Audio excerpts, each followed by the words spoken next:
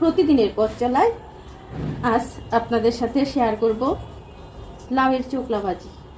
এটা তো আমার কাছে খুব দারুণ লাগে, দুর্দান্ত। কারণ লাউয়ের থেকে লাউয়ের চোকলা ভাজিটা, কচি লাউয়ের চোকলা ভাজিটা কিন্তু খুব ভালো হয় খেতে।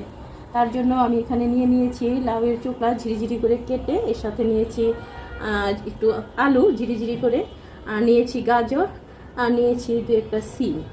এই সবগুলো ঝিরিঝিরি করে কেটে নিয়েছি, আর কাঁচামরিচ, আর সেই সাথে নামানোর আগে দিয়ে দিব শীতের ধনিয়া পাতা। দিয়ে দিলাম শুকনো মরিচ ফোড়ন। এবার দিয়ে দিলাম কালি জিরে।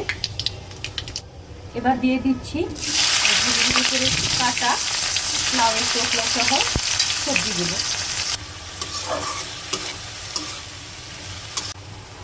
এবার আমি দিয়ে দিচ্ছি ধনিয়া পাতা কুচি। ধনিয়া পাতা কুচি দিয়ে একটু নাড়াচাড়া করে নামিয়ে নিব